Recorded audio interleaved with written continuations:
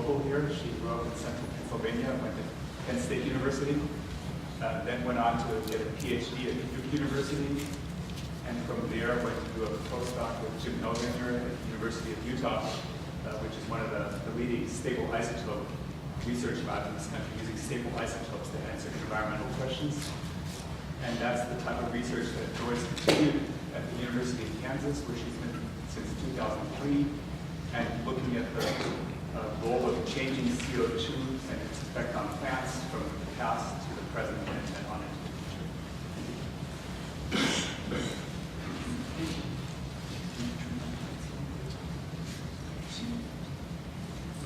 My mic is on.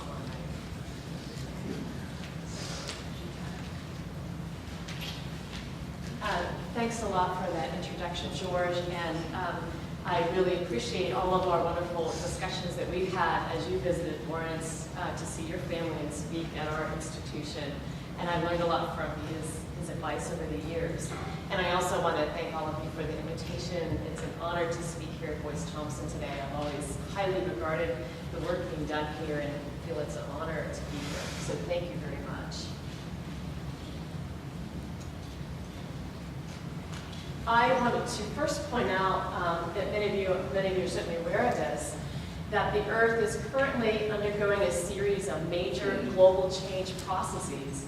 And the one that we hear about most often, certainly in the media, is climate change. I apologize for this pointer. Depending on the climate model that you're looking at or the greenhouse gas emissions scenario that you are using, the planet is expected to warm anywhere between 2 and 8 degrees Celsius by the end of this century. And that is due to increases in greenhouse gases such as carbon dioxide and methane, which trap long-wave radiation and reduce the loss of heat to space. Now, along that line, in addition to the indirect effects of these gases on warming, we're also seeing that there are direct effects of rising carbon dioxide on vegetation, and that will be the topic of my talk today. And this is having very large effects on both natural and managed ecosystems. In addition to that, if you assume a middle ground level of warming over the remainder of this century of about 3.5 degrees Celsius, other models predict that anywhere between 15 and 37% of current species will be destined for extinction as a result of climate change processes. And this is certainly rivaling some of the major extinction events that have occurred in the past, in the geologic past. In addition to that, we are seeing major land use changes on the planet, and currently about 40% of the planet has been altered, and that generally comes in the form of natural ecosystems being converted to large agricultural centers or large urban centers. And this has the effect of altering water cycles and carbon cycles in ecosystems, and this is also having major effects on plants. So as a result, switch on the pointers here.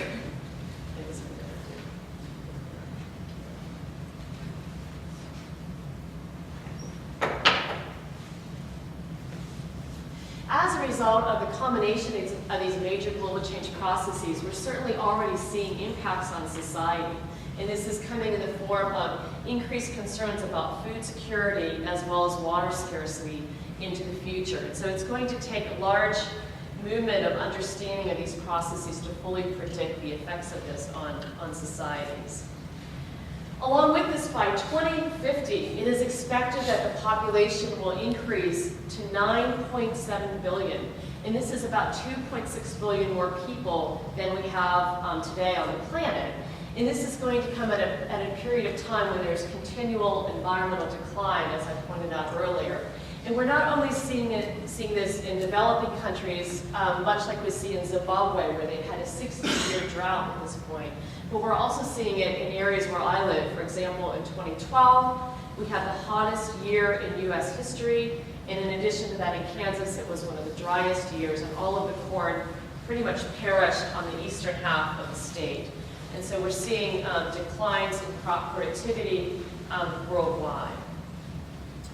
I think that your founder of the Boyce Thompson Institute had a tremendous foresight when he made the quote, "There will be 200 million people in this country pretty soon."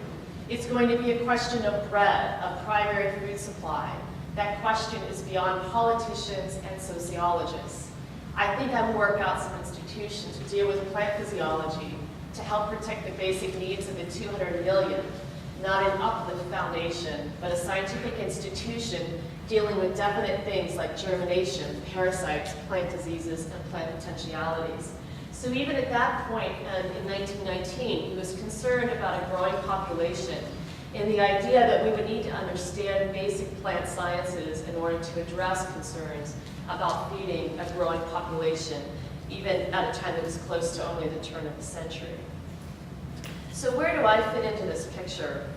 Well, I was trained as a plant physiological ecologist, but over time I've diversified my approaches to include, as George mentioned, stable isotope ecology approaches, as well as more molecular biology and genomic approaches.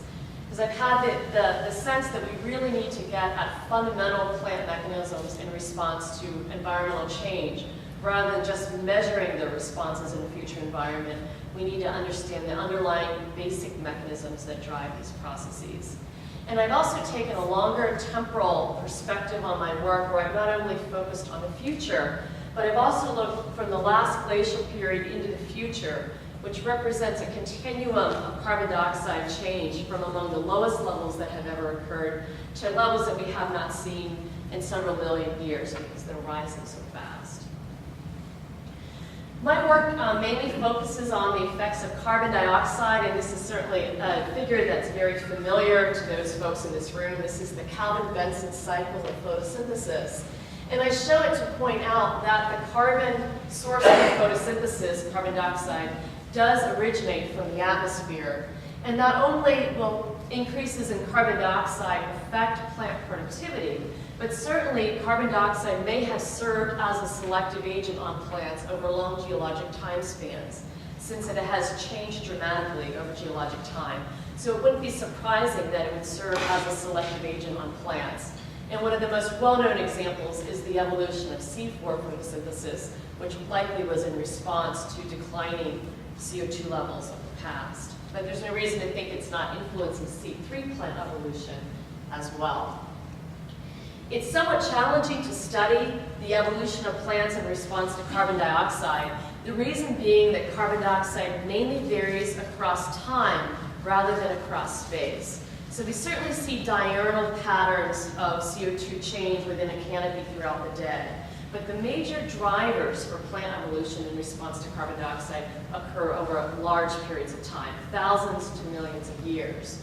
And this is very different than other plant resources like water and nutrients, which vary spatially across the planet, resulting in some of these major plant adaptations that we can study across space rather than only across time.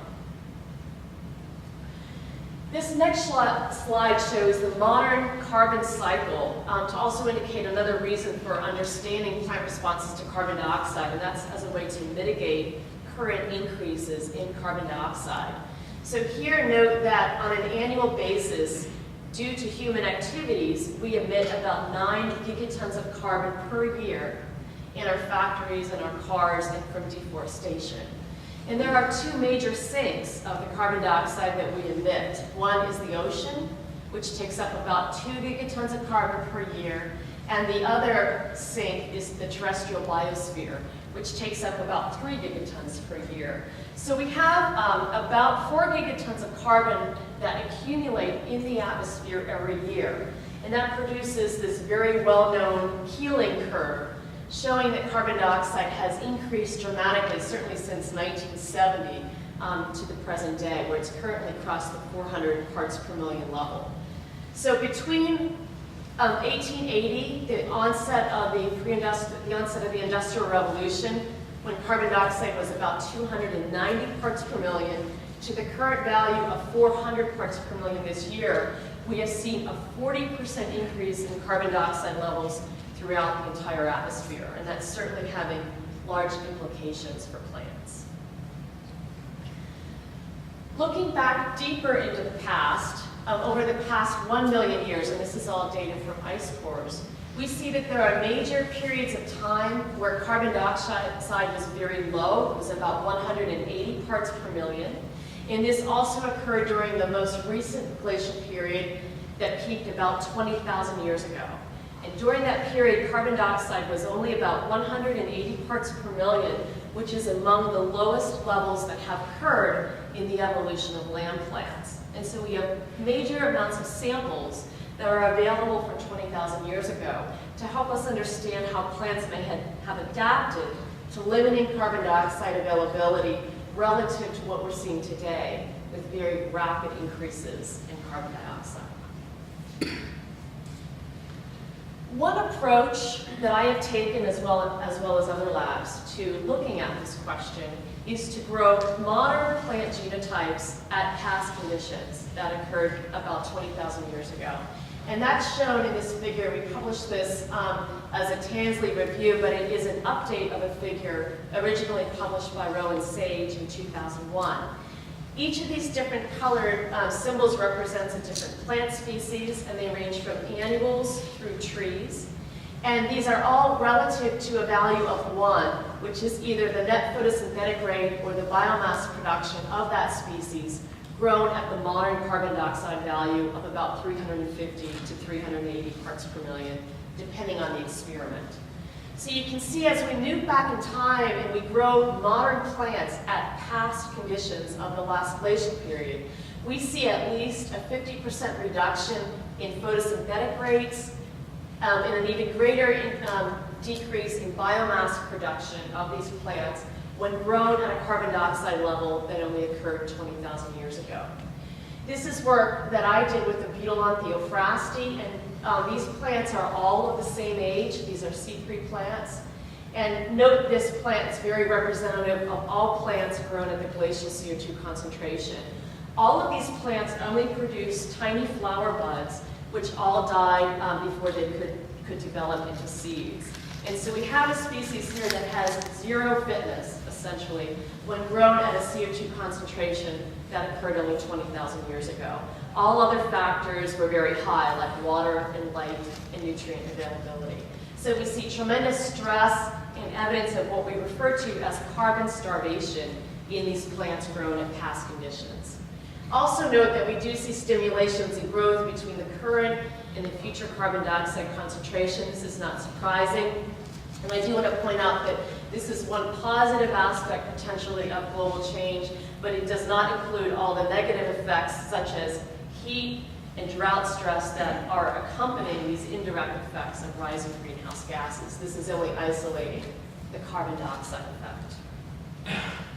So the next question is, why are these plants so stunted at low carbon dioxide concentrations? And there's two main reasons for that.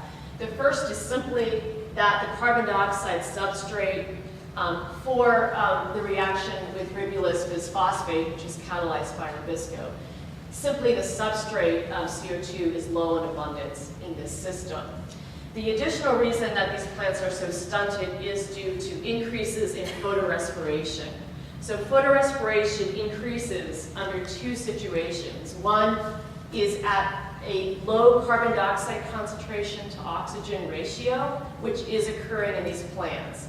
So between the last glacial period and the present, oxygen has remained the same, but carbon dioxide concentrations were very low in the last glacial period. And so a reduction in this overall ratio would enhance photorespiration and decrease carbon gain of these plants, as you saw in that photo.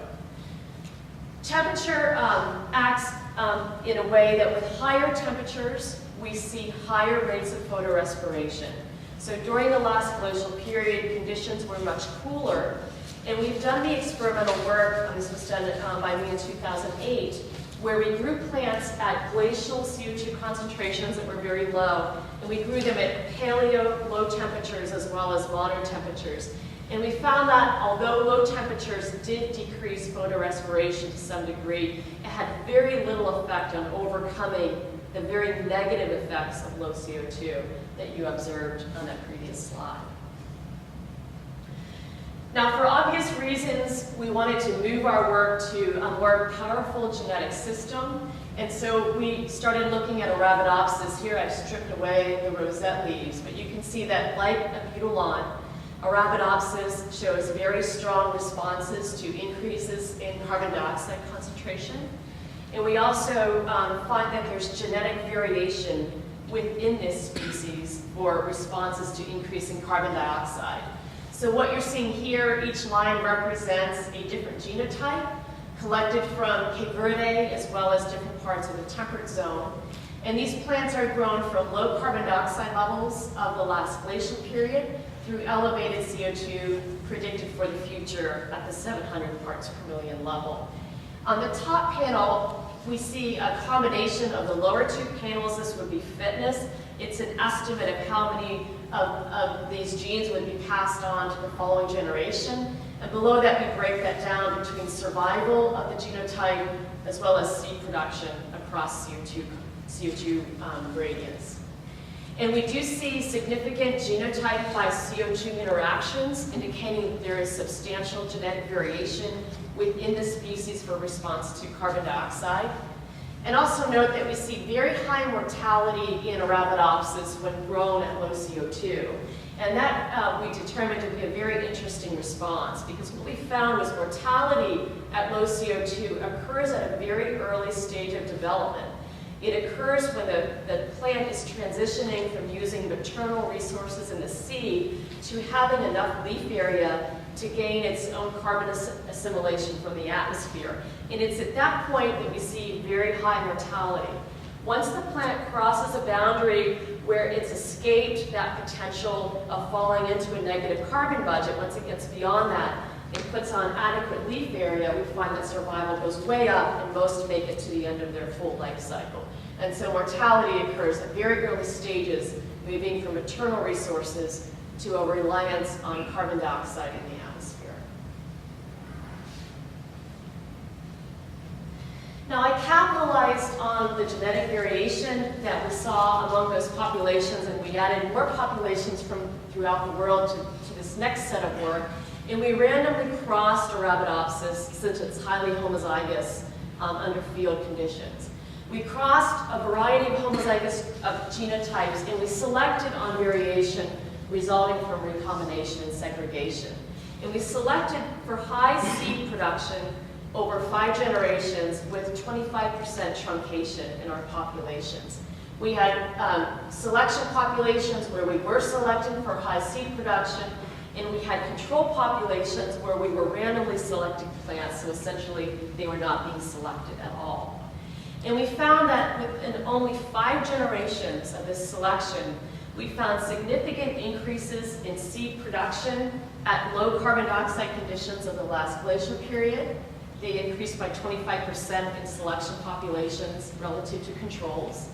And correlated with that, we found that the developmental life cycle was delayed for time to flowering in selected populations. And interestingly, they increased their final total biomass at senescence by 26%.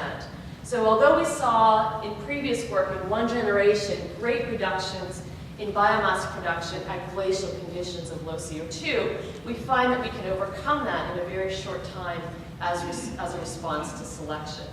Now, we followed this work up by doing reciprocal transplant experiments where we took plants selected at 200 parts per million and plants selected at 700 parts per million and grew them in both conditions.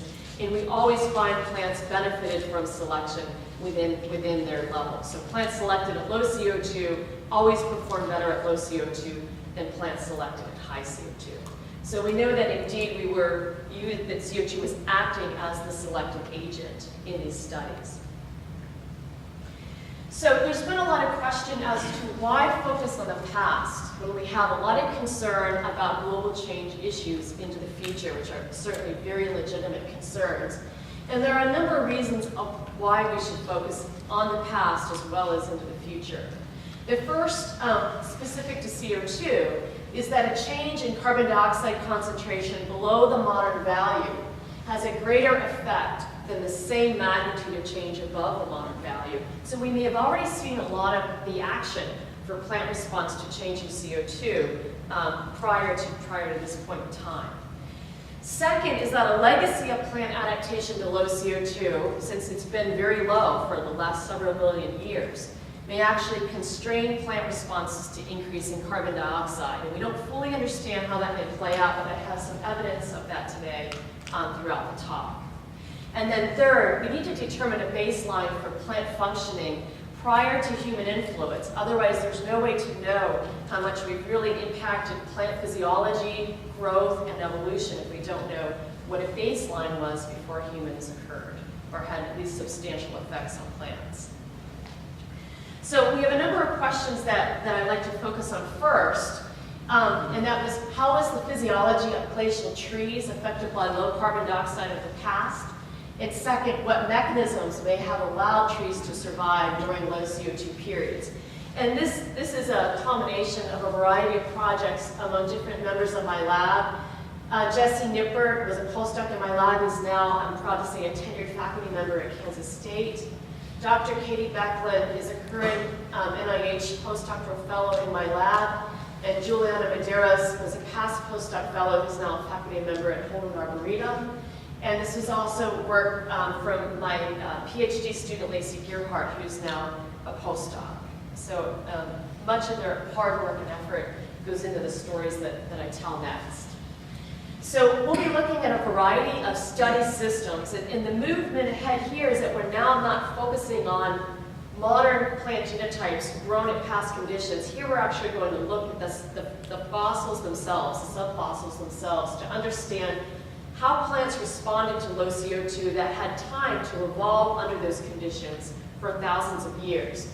And we'll look at wood specimens from the La Brea tar pits in Southern California, kauri trees from bogs in New Zealand, and I'm currently curating a very large pack rat knitting collection that was collected by the Lakeville Wells in my department, and this is producing quite a bit of information in understanding how plants evolved at low CO2. So let's begin with the La Brea tar pits in Southern California. So 20,000 years ago, Southern California looked a lot like this, where we had wonderful large megafauna dominating this region. The majority of these very large mammals all have gone extinct since the last glacial period, but we certainly have juniper trees that occurred during that period of time with similar trees occurring today. And we are able to use wonderful specimens from the La Brea tar pits, which are in their full organic form, so they're not mineralized. These are actual wood samples that were excavated from the La Brea tar pits. This is a juniper tree, one of the finest examples of wood specimens from the tar pits, and this tree was sampled in our study as well. Now, we first wanted to understand what the La Brea tar pit ecosystem looked like during the last glacial period. Was it dominated by C3 plants or by C4 plants? The low carbon dioxide levels would favor C4 plants, but the cooler temperatures would favor C3 plants, and we were unsure what plants dominated the system. And so we allowed the large megafauna to sample that for us. So we did isotope studies on bone collagen of animals like the giant sloth, the ancient horse, bison, the camel. There was a camel in North America, and the mastodon, and these include both grazers and browsers. And when you take carbon isotope ratio of bone collagen, this is stable carbon isotope ratios, and you subtract 5 per mil from bone collagen, you get the diet value that the plants were eating. And C3 and C4 plants have carbon isotope ratio signatures that are non-overlapping. And so it's very clear when we assess the herbivore diet that all of these animals were eating C3 plants, and so it appears that those were dominating this system in the past. Along with that, we have relied on pollen data from Husser. She has shown that during the last glacial period, these systems were dominated by juniper trees, and that's what we see in the majority in the La Brea tar pits, and that's the system that I'll use to show you data today. Fortunately, we have specimens that are very large. We can even record this tree right in the museum as people were watching me. And you can see the beautiful tree rings that are still evident in these 20 to 30,000 year old trees. And we're able to sample wood individually from each and every tree ring and run a carbon isotope ratio sample on each year. And what we're trying to do, as I mentioned, is isolate the effects of low carbon dioxide on the physiology of these plants. And so we use a variety of different samples when we're conducting these experiments. The experimental samples are the actual glacial wood specimens. And these plants would have grown in conditions that ranged in CO2 between 180 and 209 parts per million. It was a very narrow window over thousands of years during that period. These plants would have also experienced conditions that were wetter in the past and cooler. This is an anomalous area of the world that was wetter and cooler during the last glacial period. Other parts of the world were much drier. We have two sets of controls to compare these experimental trees with. One is a low elevation control. This is a site-to-site control collected out of the direct influence of pollution in Los Angeles. And these trees would be growing at higher carbon dioxide concentrations depending on the rain that I'm looking at. And these plants were growing under much warmer and drier conditions than during the last glacial period.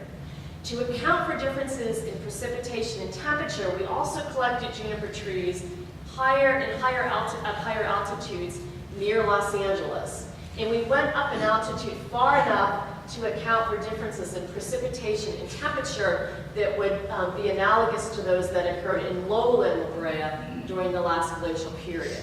Now, as you move up in altitude, carbon dioxide concentration remains the same, but partial pressure is reduced. But that only serves to make this a more conservative comparison between high altitudes and lowlands of the past. I want to quickly review stable carbon isotope ratio analyses, and then as I walk through the data, I'll talk more about what these mean in case this is something that you're not used to using every day. Basically, in our atmosphere, carbon dioxide comes in two stable forms. 99% of the carbon dioxide in the atmosphere is in the form of carbon-12, which is the very common form. A small percent, about 1% of carbon dioxide molecules have a carbon atom which has one extra neutron. And because of that, these molecules are a little bit heavier, they move more slowly through the atmosphere, and they diffuse into plant leaves through stomata slightly slower than the carbon-12 CO2 counterpart. In addition to that, rubisco strongly fractionates against carbon-13 CO2. And when stomata are wide opened, that fractionation effect is even stronger than when the stomata are closed. And so we can use that to understand something about ancient plant physiology, even though these plants have been dead for over 20,000 years. So what we do is we take out individual samples of our wood on an annual ring basis. We do a series of extraction processes to remove all the tar from our sample, and we eventually extract down to alpha cellulose. And we then run carbon isotope ratio analyses on that cellulose. From that, we can calculate a factor called carbon discrimination. And we take our wood values, and there's a known offset to take wood values to leaf values. It's a known offset for juniper trees. And we calculate carbon discrimination, which is the carbon isotope ratio of the air, and that has changed through time, and we account for that, minus that of the leaf over 1 plus carbon isotope ratio of the leaf divided by 1,000. From that estimate, we can get what's most important here, and that's a ratio of CI to CA. CI is the intercellular carbon dioxide concentration right inside the stomata, in the substomatal cavity of the leaf. The CA value is the carbon concentration of the air. So if you can imagine a leaf functioning and it closes its stomata, the CI value, the internal carbon dioxide concentration, goes down and this ratio gets lower. When stomata are wide open and carbon dioxide can more freely diffuse into the leaf, the CI-CA value approaches 1. And so from these measurements, we can learn a lot about how this plant functioned in the past. And this gives you another example of how that works. Here is the CI, the intracellular carbon dioxide concentration right inside the substomatal cavity versus CA out in the atmosphere. And our isotopes are telling us what the balance is between the two. And so this provides information on the ease of carbon dioxide to diffuse into the leaf, as well as water to diffuse out of the leaf at the same time. So in large part, carbon isotope ratios are driven by stomatoconductance, the opening of the stomata on the leaf surface. There's a second factor here involved as well, and that's known as photosynthetic capacity, or Amax, for those of us that do physiology. So if there's large potential for mesophyll cells to draw down carbon dioxide through photosynthesis, maybe because there's high light, or maybe because there's high rubisco levels, then you can also draw that CI-CA ratio down. So the higher the photosynthetic capacity, the lower the CI-CA.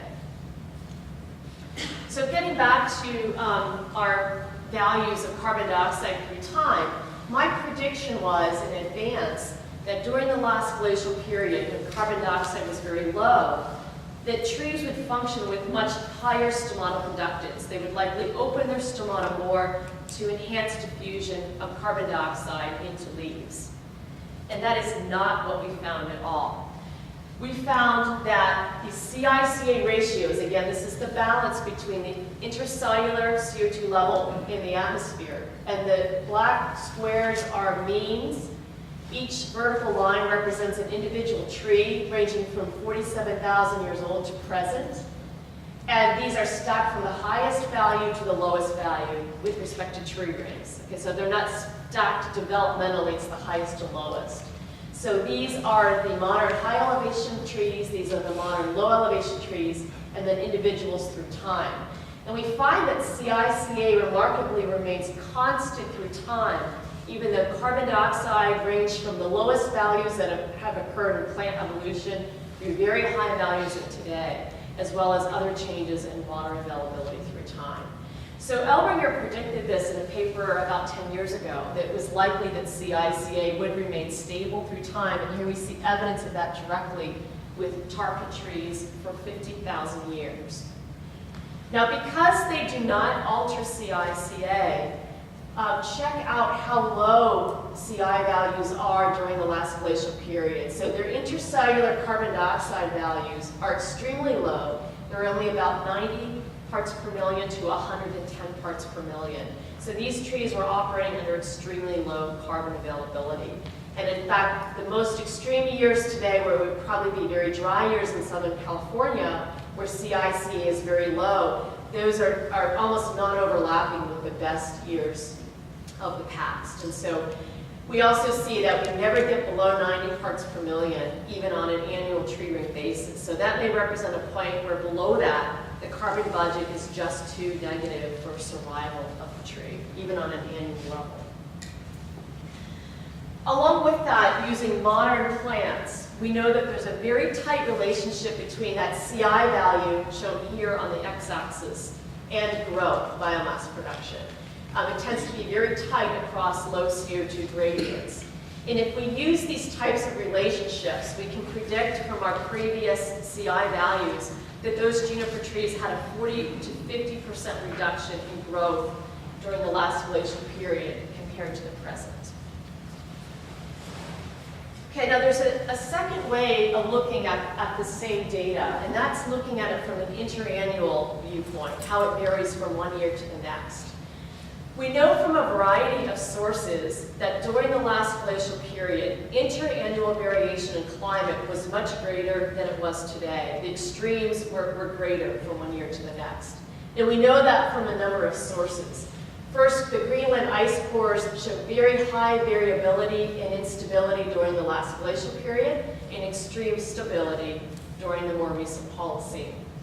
We also know that Dansgaard cycles show more frequent and extreme changes during the last glacial period, and we know that the Santa Barbara Basin climate changes, which are very close to the tar pits, reflect these Greenland trends. And so we expect that climate was much more variable in the past than it is today.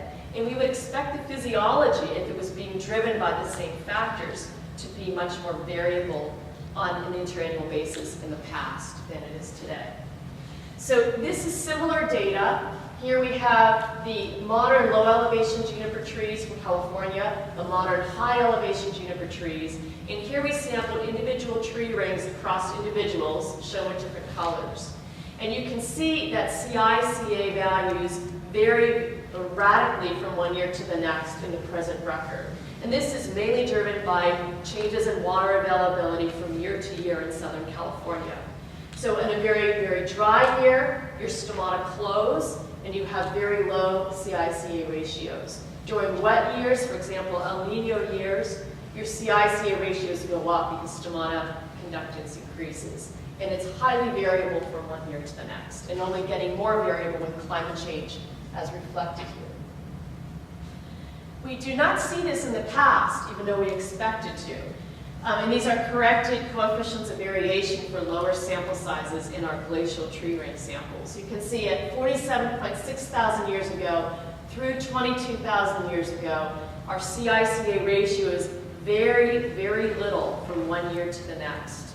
And this is very shocking because we expected intriennial variation in climate to be even higher. And I think what's happening here is that in modern times, we're seeing this physiology in CI/CA being driven by changes in water availability from one year to the next. We expected that to also occur in the past, but because carbon dioxide is so low and it's not changing from one year to the next, like it is somewhat today, we are holding our physiology constant due to the limiting factor of carbon dioxide in the system, rather than it being more of a response to water differences from year to year. So we see constraints in physiology in response to low CO2 in the past, unlike today. We also have been looking at other systems, and this includes calorie trees in New Zealand. So we're looking at a different hemisphere altogether here. These are large, giant trees that were sampled on the North Island of New Zealand. We use wood collected by ancient wood. They make beautiful furniture out of ancient kauri trees recovered from bogs. And through that collaboration, we've received a nice set of samples, and we also have sampled modern kauri trees. This mainly comes from construction projects, different older buildings in the area. You can't sample modern kauri trees. And here in kauri, we're finding very similar responses that between 52,000 years ago and present, very constant CI/CA ratios over time. So again, we're seeing the same thing as we saw with the juniper trees in California. We're also seeing very limiting intracellular carbon dioxide concentrations of those kauri trees in the past. So very analogous things happening on both the northern and southern hemispheres. So the next question is, why does CI/CA remain constant through time? Why do plants adjust their stomatoconductance to keep that ratio constant? And I think we've got a better handle on that now than ever before. Under low carbon dioxide conditions, the literature pretty much overall says that stomatoconductance will go up when carbon dioxide is low, and we fully expected that that happened in the past. As stomatoconductance went up, that increases CI/CA ratio. Now, if CI/CA ratio goes up as a result of higher stomatoconductance, in order to maintain stability in CI/CA, something had to draw it down in the isotopes. And we believe that that was an effect of photosynthetic capacity. So this response where stomatoconductance increases with photosynthetic capacity is a response that we see broadly both within species and across taxa, ranging from bryophytes all the way through higher plants. It's a very expected response. And if stomatoconductance is increasing CI/CA at lower CO2, it's very likely to keep stability. Photosynthetic capacity went up. But to increase photosynthetic capacity, you need increases in nitrogen availability to explain that. And we're seeing evidence of that now, and that's mainly in our pack rat collection that we're looking at. Here in this collection, we have leaf samples, so we're able to actually look at leaf chemistry of the past, unlike what we're able to do with wood specimens. So here is some of the first recorded values of percent leaf nitrogen in glacial plants. This is from the Snake Range in Nevada. And in this system, we had a very strong domination of Pinus longeva during the last glacial period. And moving into the present day, we see more common occurrence of juniper as well as Pinus ponderosa. And so we were able to measure nitrogen concentrations of leaves that occurred all the way back into the last glacial period, at least in our Pinus longeva. And there we're seeing that plants had much higher nitrogen leaf concentrations, and that would help to explain why photosynthetic capacity may have been much higher in the past. And more recently, in a Nature paper, we see that in studies of nitrogen isotope ratios, that N15 values were much higher in the last glacial period, and this is indicative of a more open nitrogen system, higher nitrogen availability 15,000 years ago. And if that extends back to the last glacial period, this indicates higher nitrogen availability in terrestrial ecosystems, and this could explain how photosynthetic capacity could be enhanced in these plants. We've also done imaging analysis with SEM on our juniper leaves, and these are glacial leaves as well as Holocene leaves. We're working on the glacial leaves now, but we're not seeing differences in stomatal index or stomatal density across time. This has been a factor that some believe is an adaptive response to changing carbon dioxide, and there's no statistical difference across this range, so we're not seeing that as evidence of an adaptive factor. It seems to be more related to the direct physiology itself. So in this section of the talk, and I have one more very brief section to talk about as well, but here we can see that CICA shows the physiological set point that was predicted, but now we've shown it experimentally. And that set point is maintained for 50,000 years. And we see that intracellular carbon dioxide levels of leaves tend to not get below 90 parts per million, and this may represent a minimal set point under which below that value survival may not be possible. In addition, we see that interannual variation of glacial trees is very low compared to modern trees, indicating that low CO2 may constrain physiology in the past. And we also see similar patterns in these responses on trees from both the northern and southern hemispheres. And oftentimes when I show these results, I'll have people mention to me that in modern systems, for example at face sites, where plants are being exposed to elevated carbon dioxide in real field settings, they'll mention that when we measure stomatal conductance, we find that it's going down at high CO2 concentrations. And we're finding that CICA values are going down. And so how are you seeing constancy in CICA through time, whereas we're seeing in short-term studies exposing plants to high CO2 in the future, we're seeing physiological shifts. And I think the difference is that these plants have not had time to fully adapt to high carbon dioxide, and so they're showing a transient response that eventually may converge to stability in CICA over time. And this idea that a higher order response is being maintained through time with environmental change is something we're not only seeing in physiology, but we're also seeing it in developmental timing.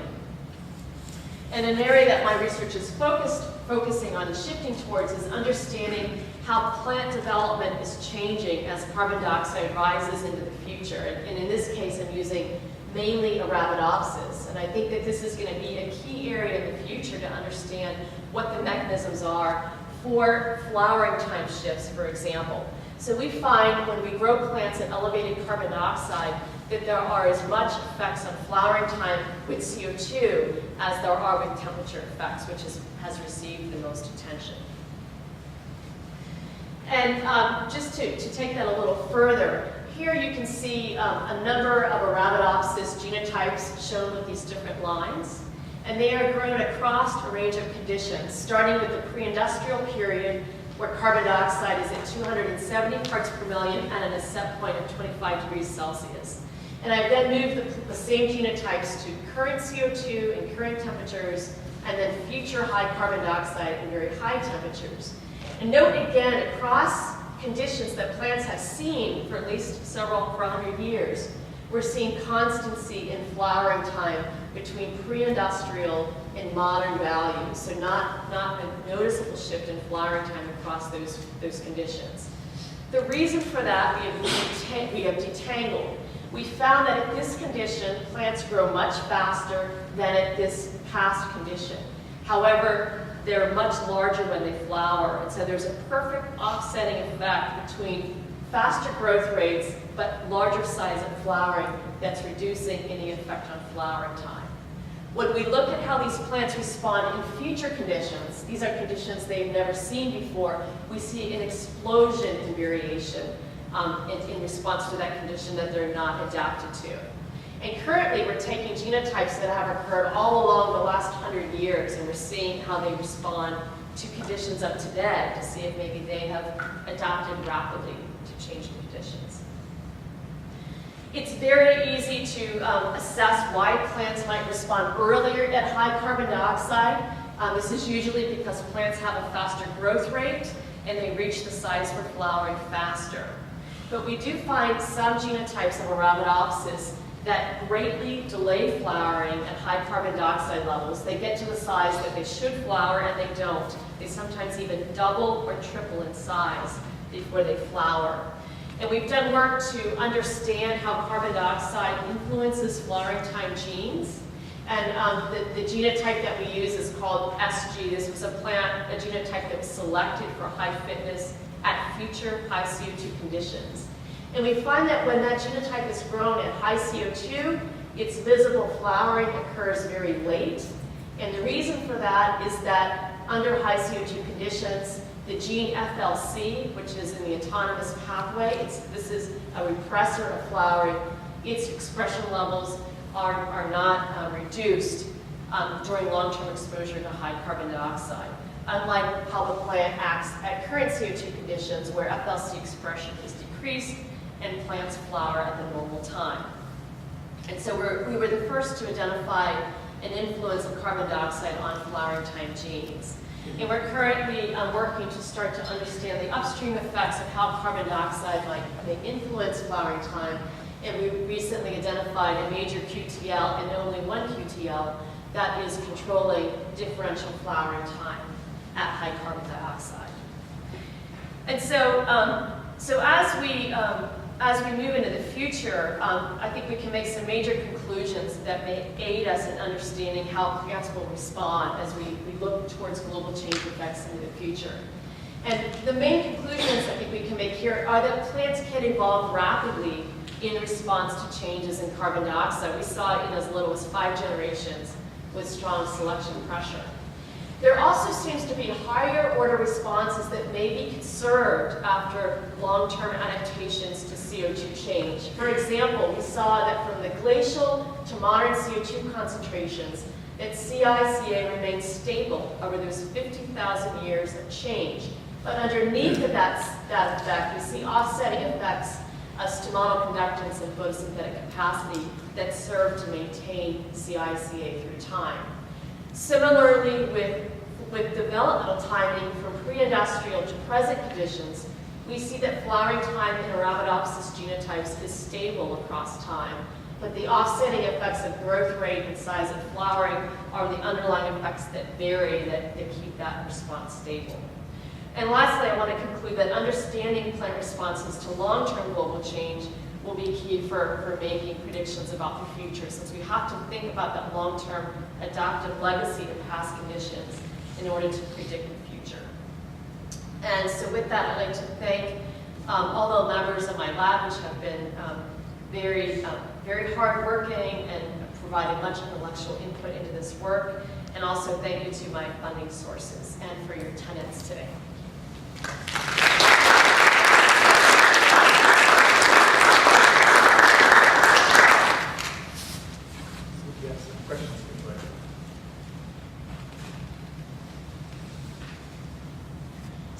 What's likely to be the effect of non-natural populations of managed and selected populations, which probably have a lower diversity?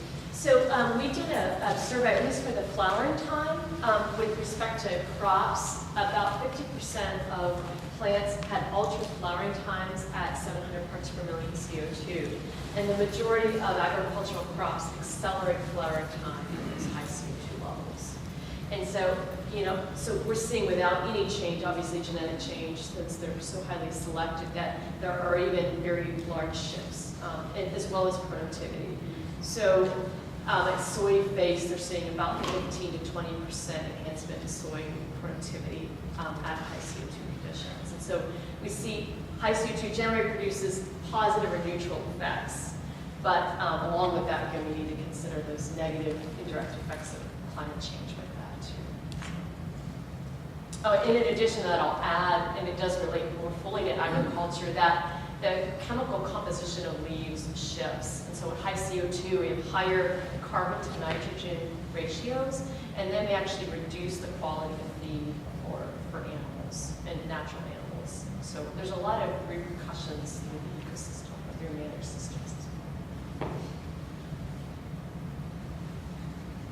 I'm curious about the scanning electron micrographs when you're looking at stomata. And although that's a very short time period, I'm just wondering how those morphologies compare to modern day plants that you're seeing. I see no difference in morphology. We're starting to use programs to look at depth, to understand if there's any kind of boundary layer differences that might be produced by the depth of the stomata. And at this point, we haven't found any noticeable differences. It's more about Beerling, for example, has shown that stomatal index shifts might be an adaptive response to low CO2 in the past. Again, we're not seeing it wildly obvious here. There's no morphological differences that we're noting compared to modern juniper. And that's the main genus we've looked at. So have you seen any of that in the work? Yeah, it's not, other than numbers, the structures seem to be similar. I realize this is not directly related to your work, but an outsider, I'm wondering what you scientists are predicting might happen at 450 or 500 parts per million. Is there significant negative feedback that would account for the increased growth of forests at high CO2 levels? There's been much work. There's hundreds of papers on that issue. And to generalize a very, very large body of work, certainly high carbon dioxide to some degree increases plant growth, but it's not as much as we originally thought. We originally were thinking 30 to 40%, and that's when we would refer to it as a CO2 fertilization effect. But in looking at limitations of water and nutrients which occur in these systems, it does not seem to be quite that large. It's more about a 10 to 15% increase in growth across the range you're talking about. And we're also seeing when a plant's, even outside of genetic change, within a generation, when a plant's exposed to high CO2 for a long period of time, there tends to be a downregulation of photosynthesis. And in some cases, they may even function at modern, as if they would at the modern CO2 concentration. And so there's acclimation factors that go into this, as well as long-term adaptive responses. So there is some stimulation of productivity. It's just not as large as we once thought in the 90s. So that's a good question. Do you plan to look at the changes in flowering under experimental design, which might allow the plants to either adapt or evolve to gradually increasing concentrations of CO2? So in a sense, I can do that because from that selection experiment at low CO2, we did similar selection experiments at high CO2. So I can actually go back from the first generation of selection through the fifth and look at that. But at the end of selection at high CO2, in general, plants actually, following high CO2 selection, accelerate flowering times relative to control populations. But that genotype that I looked at with the FLC response was one of the genotypes selected at high CO2 that came out at the end that showed the absolute highest fitness change due to high CO2.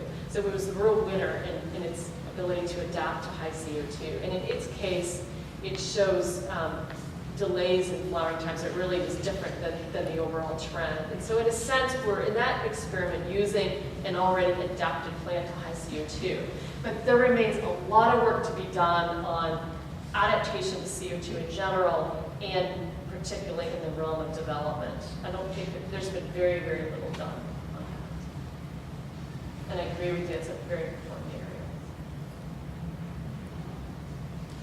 area. Do you have any known flowering time candidates under the QTL? Yeah, that's a great question. So under that QTL, there were 12 to 15, I remember, known flowering time genes. And we got tDNA mutants from salt and grew all of them at current and high CO2. And only mother of flowering time knockout showed differential responses to CO2. Now, I certainly wouldn't then attribute that gene to being the gene that's driving this, but we're working on that, and there is at least one candidate under there that shows very differential responses to high CO2. The other flowering time genes did not show differences. It's a great question.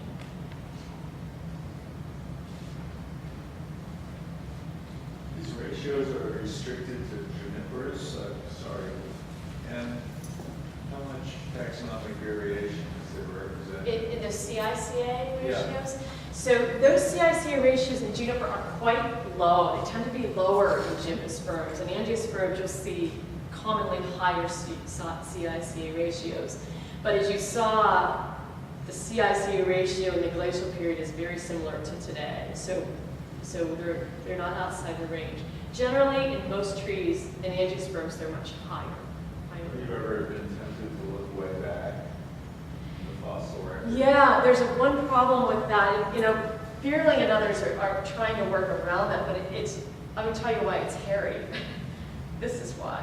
It's the air value, the carbon isotope ratio of the air. We know it directly 20,000 years ago directly from ice core sampling. But it's only in the very ancient work, 250 million year old work, like sort of Tom samples, we're only guessing what that was. There's geologic evidence. We've constrained it somewhat, but it's very hard to get that air value. And so if your source air is different, the plant can have a wildly different carbon isotope ratio simply because the air it's sampling from is different. And it's not a biological effect, it's a sampling effect. So until we can constrain air, I have a hard time believing that.